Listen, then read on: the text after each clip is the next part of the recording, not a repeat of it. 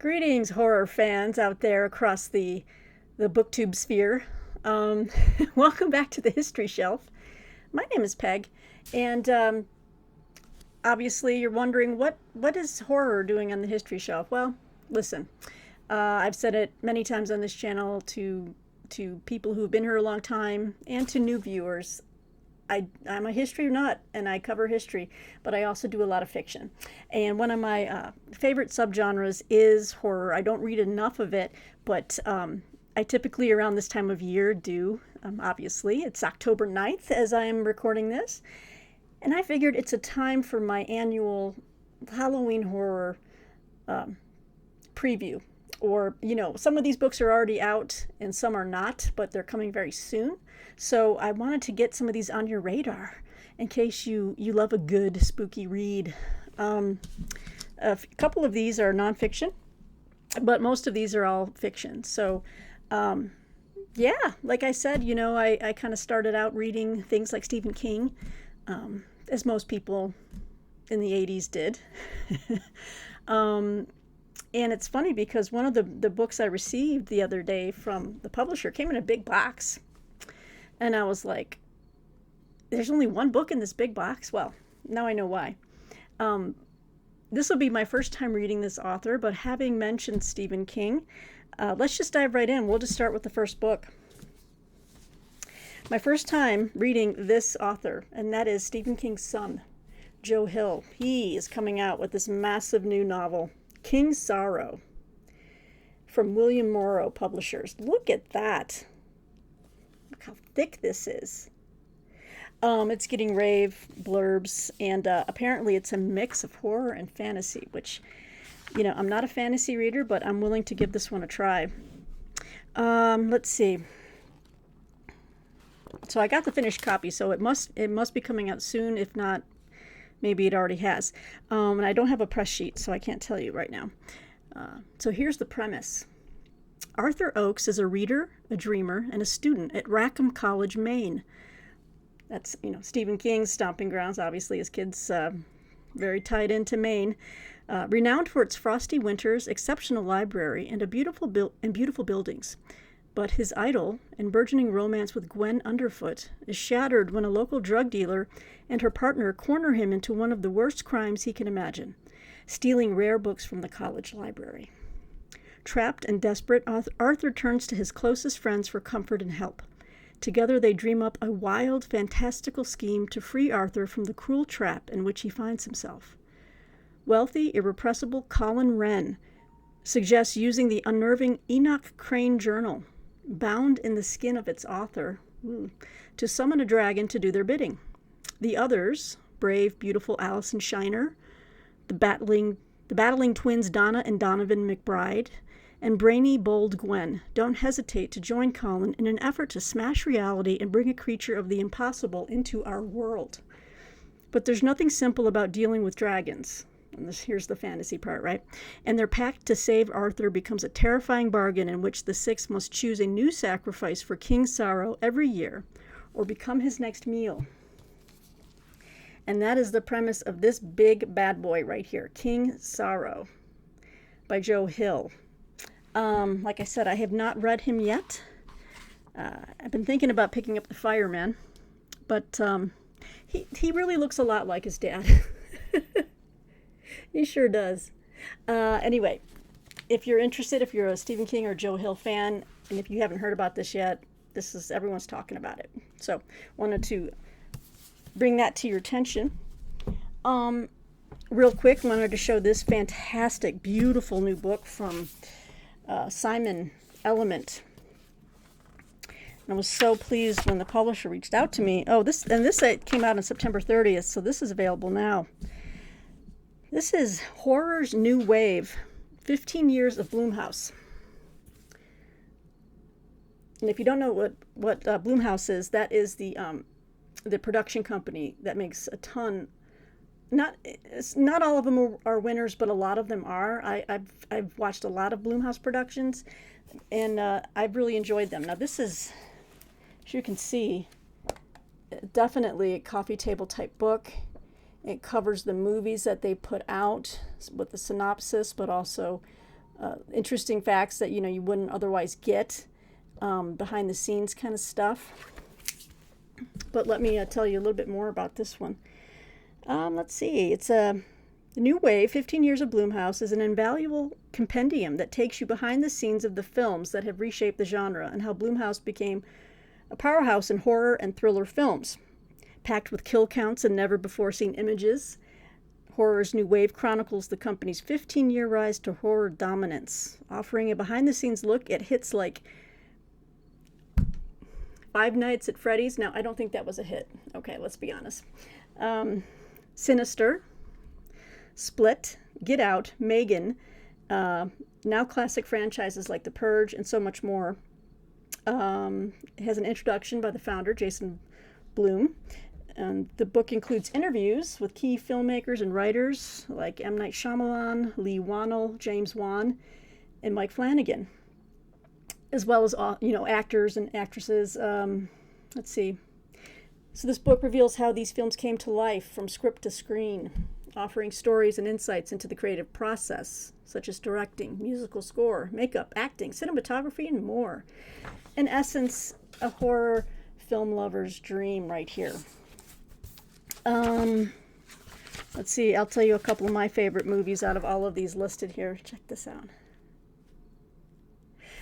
I will always be a fan of paranormal activities, movies. It's just something I just loved. I know it's silly, but I love I love Katie. Is it Katie Featherston from the first one? And she always makes an appearance in some way, shape, or form in all of the sequels. What else? I know there's a lot more here. Obviously, the remake of the Halloween movies. The first one was good, and the middle and the last one not so good. I really enjoyed one of the Ouijas, I think, or Ouija, yeah. Origin of Evil, I think that's the one I liked. Ouija, whatever you do. Insidious, Get Out was really great. Ma was fun. That was a great one. Happy Death Day. Martine loves Happy Death Day. But the first chapter, yeah, baby. Paranormal Activity. Loved it. Katie Featherston, yep, and Mika Sloat. Yep. A budget of $215,000. In the box office, it grossed almost $200 million. Talk about that. I love it. Found footage, kind of picked up where Blair Witch left off. Kind of made it fashionable again. I love horror movies, and so this whole, the stuff is so cool, man. I love this stuff. So this is a great compendium to have. And then we go on to Insidious. So each chapter is a new movie and gives you all the behind the scenes stuff. It's just, there's something here for everyone, I think, especially if you love horror movies, as I do. So this is out right now from Simon Element, which is an imprint of Simon & Schuster. I should say, let's see, who put this together, with Dave Schilling. So there you go. It's fantastic. So that's one of my nonfictions. My next nonfiction I just want to get to real quick is I showed an arc of this book, but now we have the final cover. This is the finished copy. And I've dipped into the beginning chapters of it, and it gives a great history of like early spiritualism and how people were trying to contact the other side and this kind of stuff. A neat little history, like from the Victorian era onward. And this is from Bloomsbury.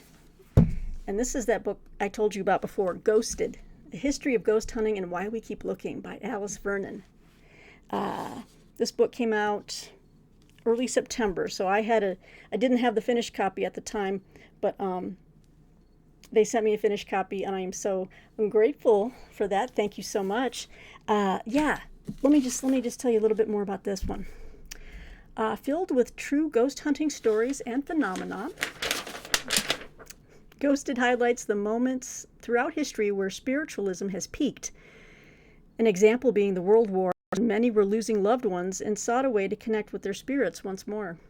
Vernon discusses how spiritualists began their thinking around Darwin's On the Origin of Species because evolution explained how humans are just one step in an ever-evolving timeline, opening up the possibility for the survival of a soul after death. Each chapter is drawn together from historical texts such as A Magician Among the Spirits from 1924 by Henry Houdini, also known for debunking seances, and Sir Oliver Lodge's Raymond, or Life and Death from 1916. Let's see. And so in this book, Alice Vernon embarks on a journey to encounter a ghost, traveling to some of the UK's most haunted locations and encouraging readers to interrogate their own skepticism and belief. She even goes as far as to purchase a certified haunted doll, perform her own seance. Don't do that, Alice. Just don't do it. And join England's most accredited ghost hunting community, the Association for the Scientific Studies of an Anomalous Phenomenon. And that acronym is ASAP. And she becomes an accredited investigator. So this sounds like a lot of fun. I haven't gotten to her haunted doll section yet, but there's no way a haunted doll is going to be in this house. I'm just telling you that right now. I've watched enough horror and read enough horror, and I've read my Bible to know. Just don't do it. Just don't do it. So Ghosted, this is out right now from Bloomsbury. All right. Now we're going to get into some brand new horror novels, okay? Horror fiction. All right. This book, I'll have a review publishing hopefully soon on Shelf Awareness. They're kind of a little bit behind on getting these out while the book is still new. When was this coming out? Hello? Oh, this came out in September. Okay, so I'm good, but my review hasn't published yet, but it will. I did read this book, The October Film Haunt by Michael Wehunt. Oh, yes, it's right there, September 30th. So it's still a fairly new book. This is published by St. Martin's Press.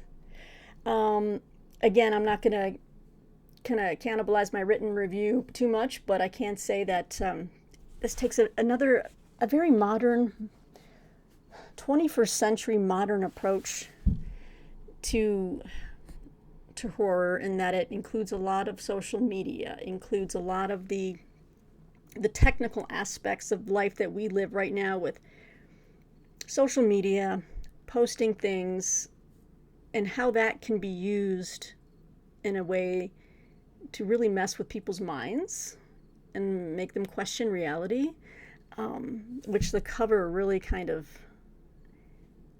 it does. It kind of engages with that aspect. Let me just read you the description.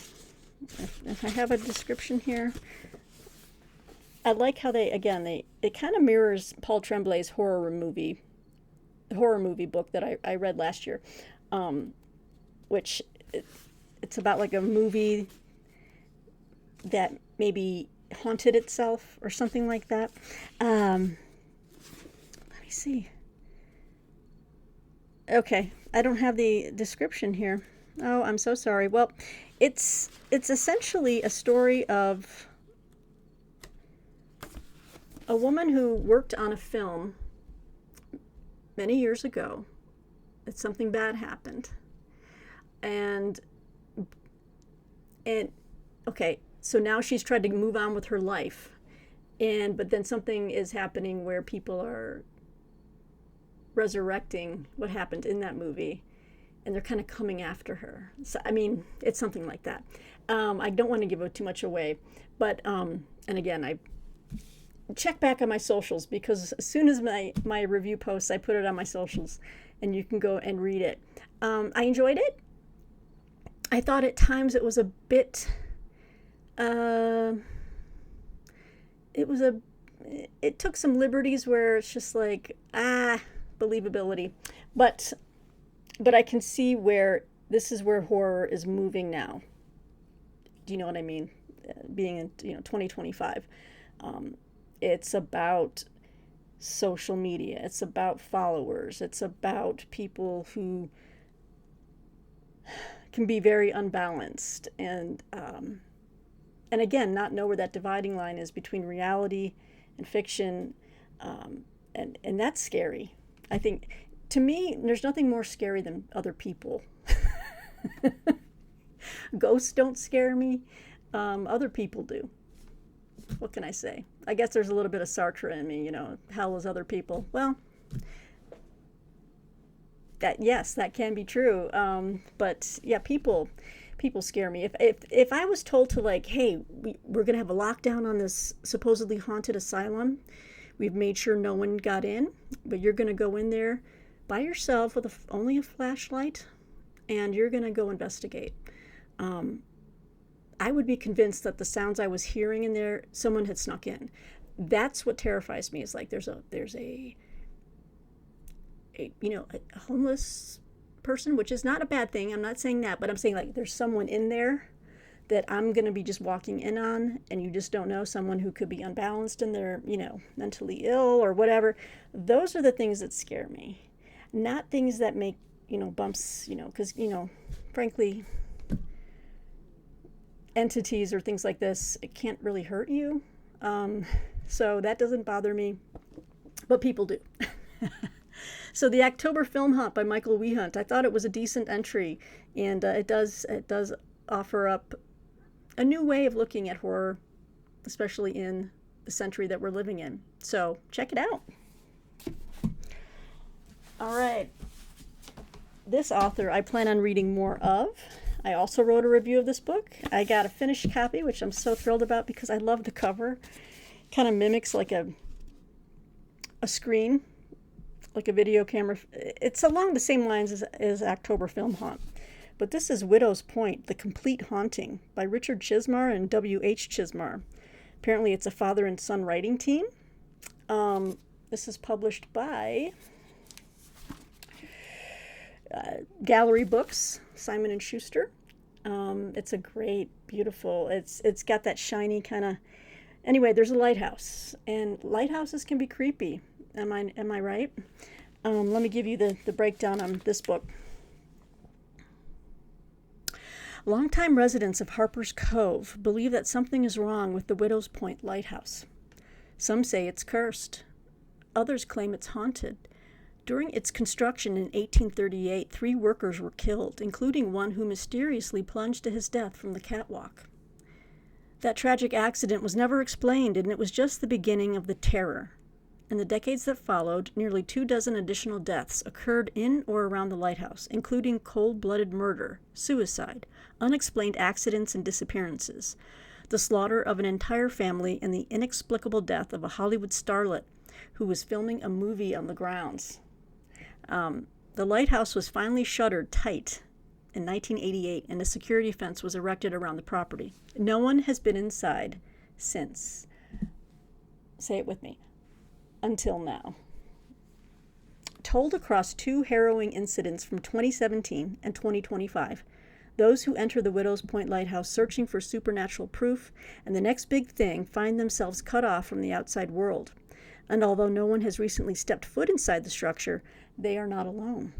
In this remarkable collaboration, father and son writing team, Richard and W.H. Chizmar combine forces to tell a terrifying ghost story that will make you think twice about what's waiting for you in the dark. Again, I wrote a review for Shelf Awareness, so subscribe to all my social feeds, follow me so you can see when I post it. What's interesting about this book is it's told via recordings. So, like, here's the 2025 segment, right? The beginning starts with what happened in 2017. And it's very interesting. You'll have, again, it's using these new conventions of, like, showing email exchanges or text exchanges. I mean, this is the way we're going now, with writing. We have voice recorded entries. So it's kind of, it's told, it's written, but it's also using different media. You know what I'm saying? So I really enjoyed this one a lot. I'd say I enjoy this even more than the October Film Hunt. It's just a very traditional story. They're in this lighthouse. It's creepy as AF. It's creepy AF, okay? I did enjoy it. I liked it. So Richard Chizmar, and this book should be out now. I think it is. I have a couple of other books by Richard Chizmar, I think. I got one more right now. This was his last book before they published Widow's Point. And I want to get to this one because I did like his writing in Widow's Point. So I'm like, yes, let's do this. This book is also from Gallery Books, and this is Richard Chizmar's Memorials. And of course, you're getting Stephen King blurbs. So I think Richard Chizmar also is the guy who runs the Cemetery Dance Publications, which promotes Stephen King's work. So, you kind of get how they're kind of a, they work together, so I get that. But I did enjoy his writing in Widow's Point, so let's see what Memorials is going to be about. Someone is grilling a steak outside or something because I've got the window slightly cracked and all I smell are wood chips and steak. What's going on? I need a steak right here, right now. Okay, so Memorials. This book came out, I think, in last year, 2024, so still very new. All right. A group of students encounter a supernatural terror while on a road trip through Appalachia. Oh, that's all you need. Apparently, Appalachia has aliens, Bigfoot, skinwalkers, and portals. I mean, apparently, Appalachia is just a place. I don't know why anyone would live there if that is all true. Which, I'm sure it's not.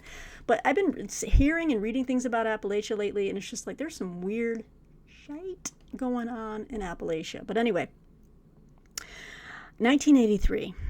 Ooh, I love it when books are set back in my era. 1983, 3 students from a small college embark on a week-long road trip to film a documentary on roadside memorials for their American Studies class. The project starts out as a fun adventure, with long stretches of empty road and nightly campfires where they begin to open up with one another. But as they venture deeper into the Appalachian backwoods, the atmosphere begins to darken.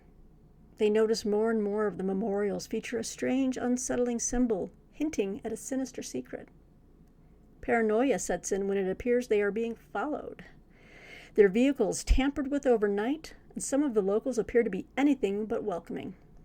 Before long, the students can't help but wonder if these roadside deaths were really random accidents or something terrifying at work here. Yes, please. I'm on board with that. This has hints of Wrong Turn. If you know, you know. If you've seen that movie, you know what I'm talking about. But Memorials, yes. So very pleased with Widow's Point. I'm going to be giving his Memorials a shot next, both from Gallery Books. Check it out. Another author that I've been hearing about, and I requested this copy so that I could take a look. This is from Titan Books. His name is Ronald Malfi, and I haven't read him before. But I also picked up a paperback of one of his other books from Book Outlet. I haven't shown that yet. That's another Book Outlet book haul I want to show coming soon. But that one's downstairs. It's called Bone White. This is his latest one. It's in hardcover. And I'll be reading this one soon. Small Town Horror. Another lighthouse. What's going on with the themes here, right? Ooh, I like it. Titan Books. All right, let's get into it. Maybe this is a ghost story. Andrew Larimer has left his past behind. Rising up the ranks in a New York law firm, and with a heavily pregnant wife, he is settling into a new life far from Kingsport, the town in which he grew up. But when he receives a late-night phone call from an old friend, he has no choice but to return home. Coming home means returning to his late father's house, which has seen better days. It means lying to his wife, but it also means reuniting with his friends. Eric, now the town's deputy sheriff. Dale, a real estate mogul living in the shadow of a failed career, his childhood sweetheart Tig, who never could escape town, and poor Meech, whose ravings about a curse upon the group have driven him to drugs and alcohol. Together, the five friends will have to confront the memories and the horror of a night years ago that changed everything for them. Because Andrew and his friends have a secret, a thing they have kept to themselves for 20 years, something no one else should know. But the past is not dead, and Kingsport is a town with secrets of its own. One dark secret, one small town horror. I get a little animated. I'm trying to, give you the willies. It may or not, it's probably not working, is it? I try. Small town horror.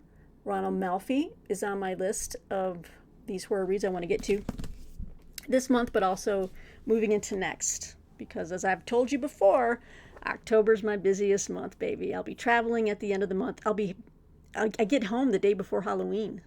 So be gone the 27th through the 30th. But now I've already given you a preview of the next book. But I've shown this book before on the channel. I told you guys I was reading it, and I reviewed it for shelf awareness, and I'm hoping it publishes tomorrow, because the publisher is like, when is that running? And I'm like, it's going to be running. I promise you. It's just, we're trying to catch up to all the books we're reading. This book came out September 16th. But it is Fiend by Alma Katsu. And I've read her before. I read her book, The Deep, which was set on the Titanic. Didn't really scare me. There were some interesting time warp things that were kind of interesting. I spotted some anachronisms in that book. But I did enjoy this one. This is Alma Katsu's first foray into modern, like in a contemporary setting. The publisher had made a very astute comparison that it's a mix of Succession and horror. It's got Succession vibes basically. Let me just read it to you real quick.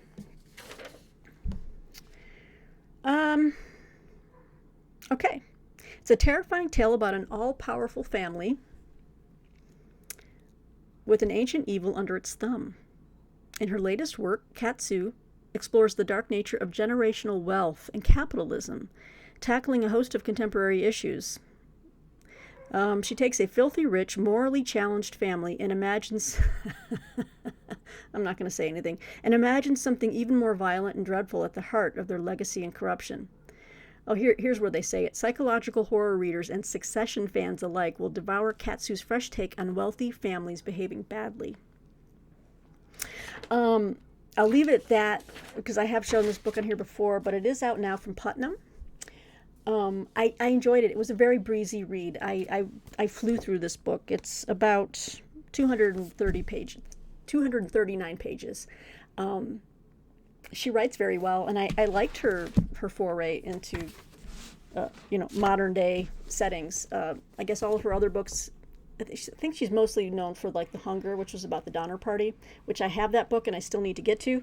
But yeah, I enjoyed it. I enjoyed Fiend, so I can recommend that to you, by Alma Katsu. Out now. All right. What else do I want to show you? We're at 28 minutes. We've got a new book out. Okay, so here's a guy. I requested this book from Tor, Nightfire. Tor is a science fiction and fantasy publishing group, mostly.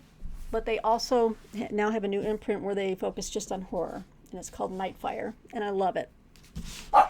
Oh, there goes Daisy. Hang on a second. All right. Thank you for that. Yep. Had to close the window up. It's nighttime. I thought I'd get it more like spooky-fied for you.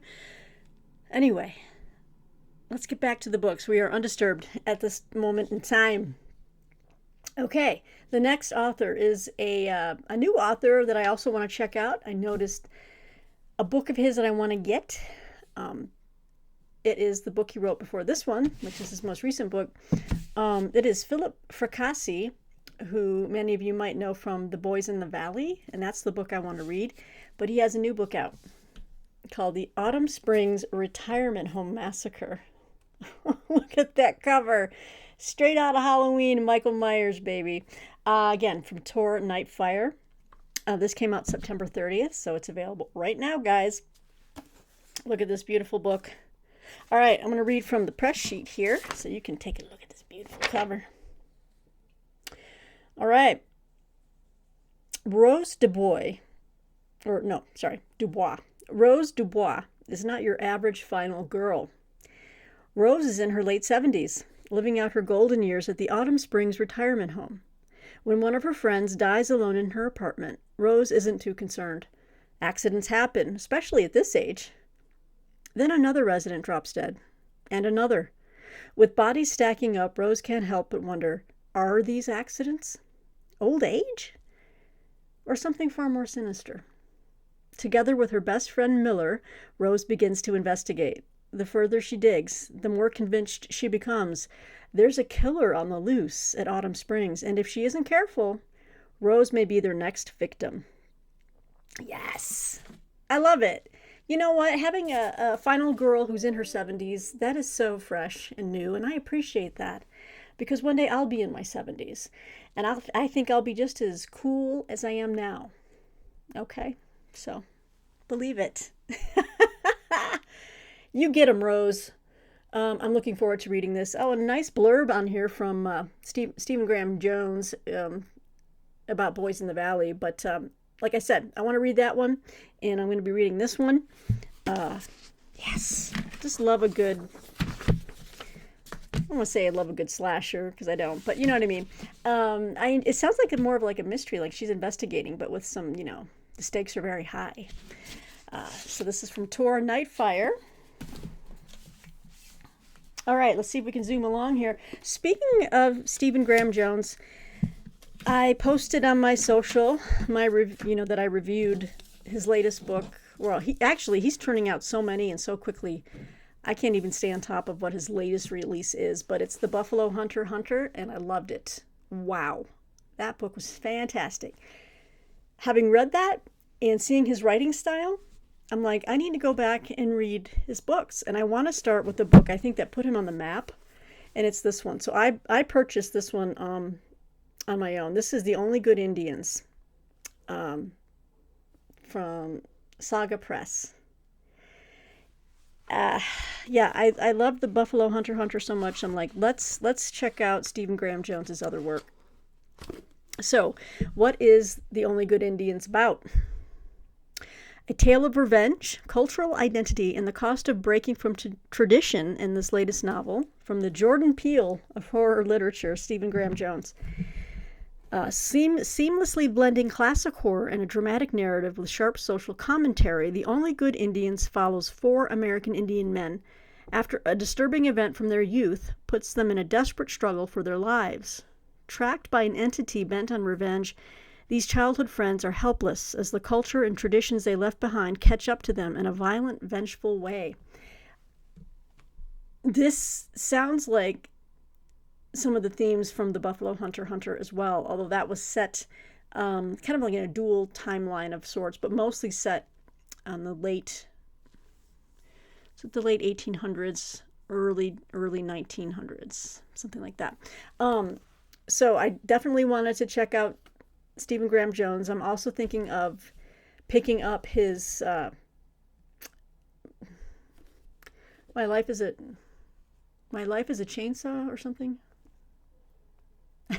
I was just looking at the book. I can't remember it. No, that's not the name of it. Come on, Peggy. You should know better. I know you're all screaming at this screen right now, you horror fans. You're like, we know the name of that. It is... This is gonna bother me. I'm gonna make you suffer with me. No, I'm kidding. Oh my gosh. It is escaping me. Although it's in my cart at Hamilton Book, because I'm thinking of doing a Hamilton Book purchase. We've had some good news lately, and I want to treat myself. Whatever, I just do. He also wrote The Angel of Indian Lake, which is the second book in that series. Oh no, My Heart is a Chainsaw. Thank you. I remembered it all on my own. My Heart is a Chainsaw. But I want to start with The Only Good Indians and kind of work my way through his backlist. All right. Another author that I've told you about, I've shown you some of the books I've picked up in this type of science fiction horror. But this is the first book S.A. Barnes put out. And I want to read this before I go to the second one I've shown you before on this channel, which is, I think, Ghost Station, which I picked up in hardcover from a book outlet haul. But I'm going to start with this one. And this one is Dead Silence. A ghost ship, a salvage crew, unspeakable horrors. I'm very excited for this one. It's also put out by Tor Nightfire Books. Yeah, I totally went out and bought this one. Let's see here. And here's the synopsis. Claire Kovalik is days away from being unemployed, made obsolete, when her beacon repair crew picks up a strange distress signal. With nothing to lose and no desire to return to Earth, Claire and her team decide to investigate. I'll tell you why this appeals to me. What they find is shocking. The Aurora, a famous luxury space liner that vanished on its maiden tour of the solar system more than 20 years ago. A salvage claim like this could set Claire and her crew up for life. But a quick search of the ship reveals something isn't right. Whispers in the dark, flickers of movement, messages scrawled in blood. Claire must fight to hold on to her sanity and find out what really happened on the Aurora before she and her crew meet the same ghastly fate. This book screams to me of like Alien. Obviously Ghost Ship, which was not a great movie. But the elements of like Event Horizon, things like that. I've said it before in my last like horror video that Alien is one of my favorite movies of almost all time. Top 3. You've got The Godfather in there, you got Alien, and I've got to remember what the third is. But anyway, this screams it. And I'm just like, yes, I want to check this out. And then the next book is Ghost Station, which kind of goes into those elements again. And then the latest book that S.A. Barnes has put out is called Cold Eternity.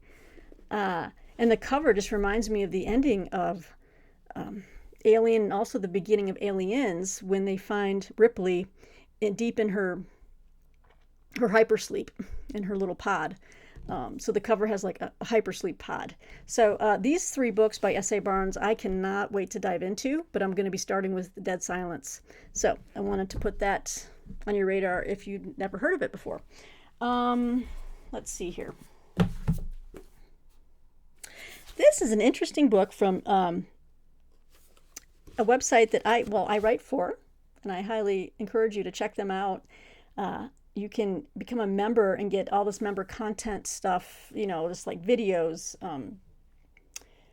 historical fiction, short stories. You get meetings with other writers and like monthly like webcasts where historical fiction writers are talking about their books. And the website is History Through Fiction. And you also get my roughly every month or so exclusive book reviews by me, the History Shelf. In fact, I'll be submitting my latest book for them, one of them by Kitty Zeldis. I'll be writing a review, in which you can only get as a member of History Through Fiction. Anyway, this is published by History Through Fiction, and this is called The Wretched and Undone. And it was a finalist in the Killer Nashville Claymore Award. This is by J.E. Weiner, and it's a Southern Gothic, but let's get into it. On the eve of the Civil War, Polish immigrants Marcin and Agnieszka Anderwald arrive in Bandera, Texas, seeking a fresh start in a new land of faith, fertile soil, and freedom. But their dreams quickly become nightmares when Marcin provokes a sinister specter hell-bent on revenge. A battle ensues for their hearts, minds, and souls of the Anderwalds and their extended family of immigrant outcasts, Arab camel wranglers, wounded warriors, and a songstress on the verge of madness. As the generations unfold, each faces its own harrowing ordeal against unrelenting evil. Will the Anderwalds break free or remain forever wretched and undone? So it's also kind of like, I don't know if she's written others or if it's a she, J.E. Weiner. Let me see here. But I love it because it's kind of set, it's got a little bit of that historical fiction flair to it, but also horror. Let's see, the prologue is in 1987. Then we go into, boom, right, and of course it's got Civil War timing in here, like it begins in 1860. So I cannot wait. This sounds fantastic. And you can find this book and others published by History Through Fiction on the website. And I will drop that in the description box below if you're interested. So yeah, I'm excited to check that one out. All right, this book came out earlier in August, and I've seen his works, but I haven't read them yet, and this one looks really interesting. I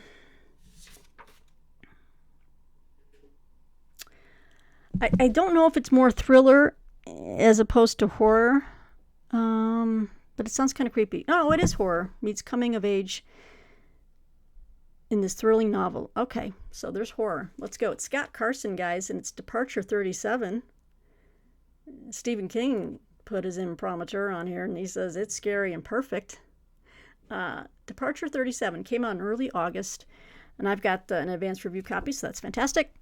On a clear October day, the American skies empty after hundreds of pilots refused to fly. The lighting's a little weird in here because it's a little dark now. Let me see if I can adjust that. Ooh. There we go. Okay. So, okay. The American skies empty after hundreds of pilots refuse to fly, triggering a complete ground stop as authorities seek to explain an act of baffling coordination that the pilots insist was anything but planned.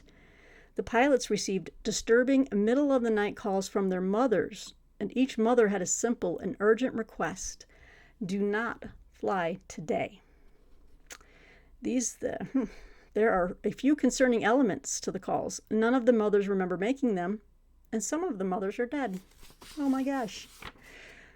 While the nation's military chiefs and artificial intelligence experts mobilize in search of answers, a 16-year-old girl named Charlie on the coast of Maine watches a strange silvery balloon drift across the water and toward her home, a place she loathes. Her father's dream of opening a craft brewery on an old airfield has been a disaster, and all she wants is an escape back to Brooklyn. She's about to get much more than that. Let's see. What's the denouement here? Her new home is ground zero for a story that begins at a remote naval base in Indiana during the winter of 1962, when a physicist named Martin Hazelton discovered something extraordinary and deadly. All Hazelton wanted was time to seek an explanation, but pressure from both American and Russian actors forced him into a perilous race.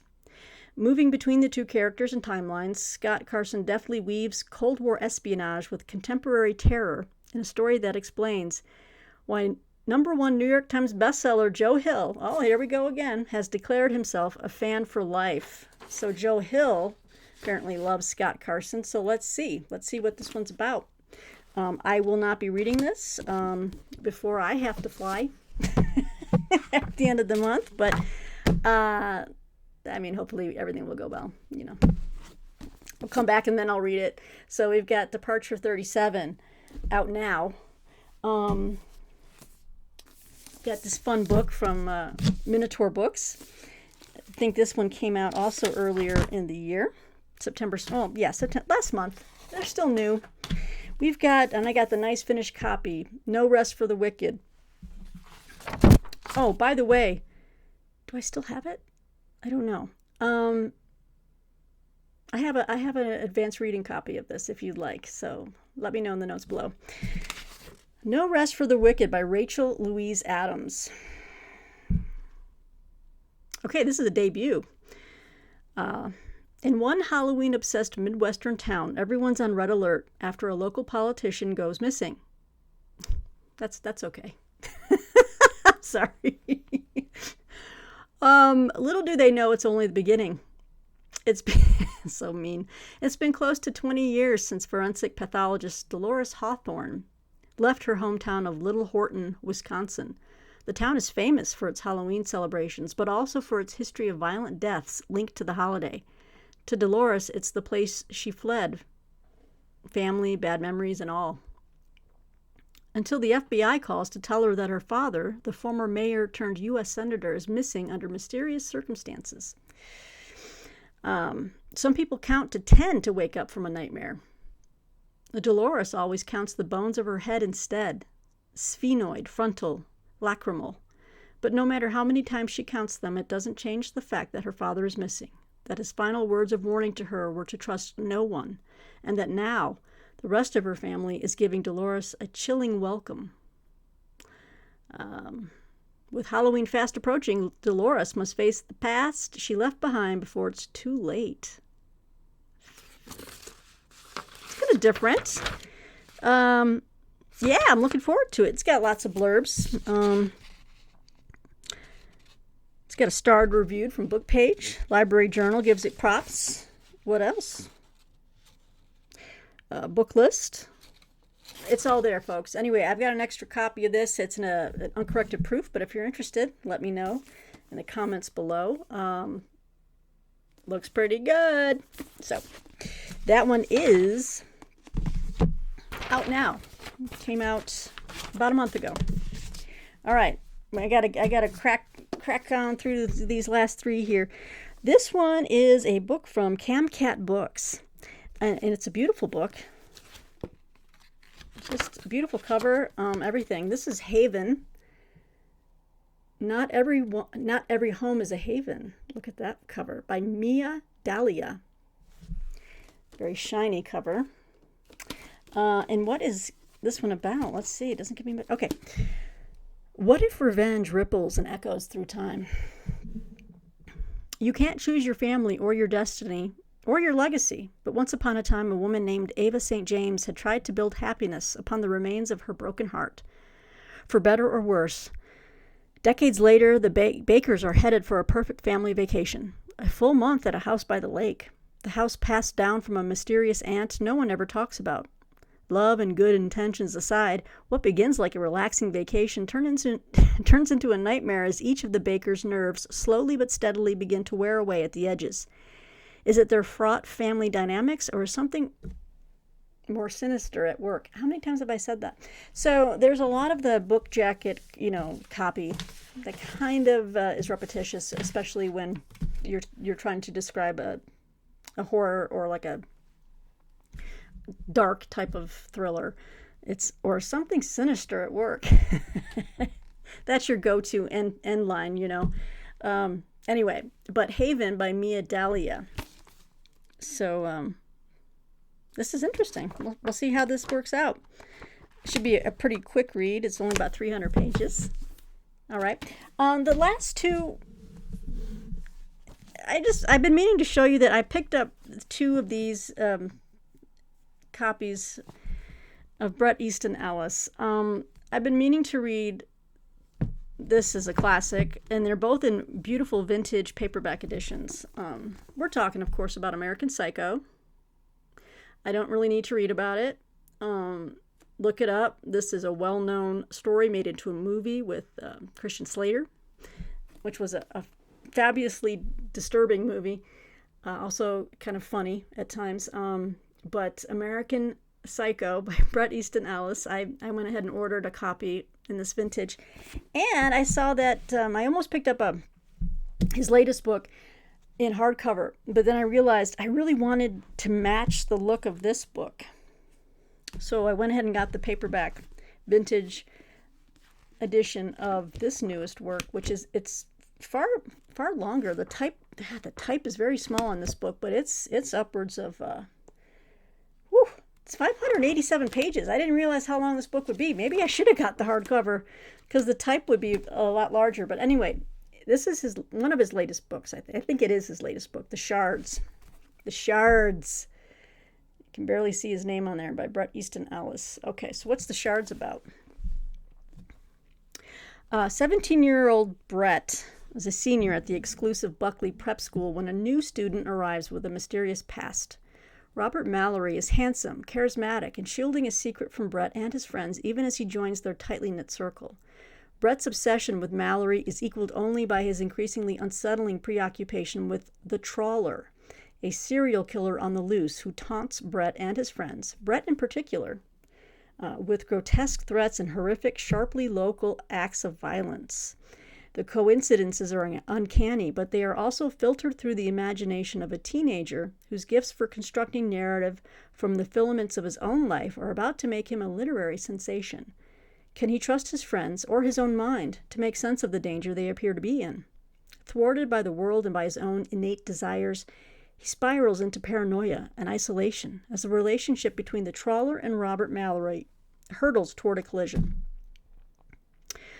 Set against the intensely vivid and nostalgic backdrop of pre-Less Than Zero LA, The Shards is a mesmerizing fusing of fact and fiction that brilliantly explores the emotional fabric of Bret's life at 17, which is sex and jealousy, obsession, and murderous rage. So, The Shards, a big book. Let me tell you. So, can you see? Very small print, I think, as opposed to, I don't know. What am I talking about? I guess it looks kind of small to me, but it's a big book. I didn't realize it was this big. That's what she said. I'm sorry. Oh my gosh. Time to end the video.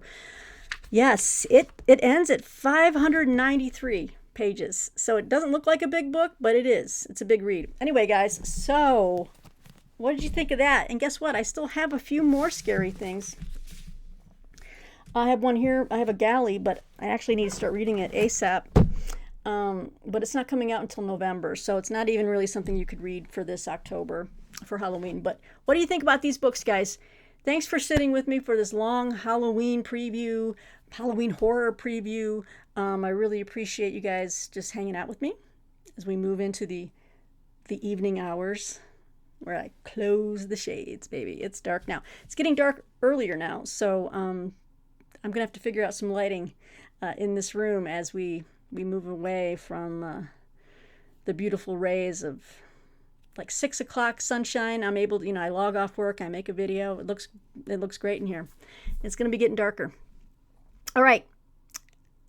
Until next time, everyone, let me know what you thought of something different here. We're getting jacked up for Halloween and just the fall season. I'm so excited that fall's on its way. Thanks for sticking with me. Let me know what you thought of these books, what you've read, what you think of them, so I can kind of prepare myself. But that's what I'll be reading for this month and next month as I kind of just enjoy just a good scary story. Anyway, hope you're well out there, guys. Take care, be safe, be kind, and we'll see you next time. Bye.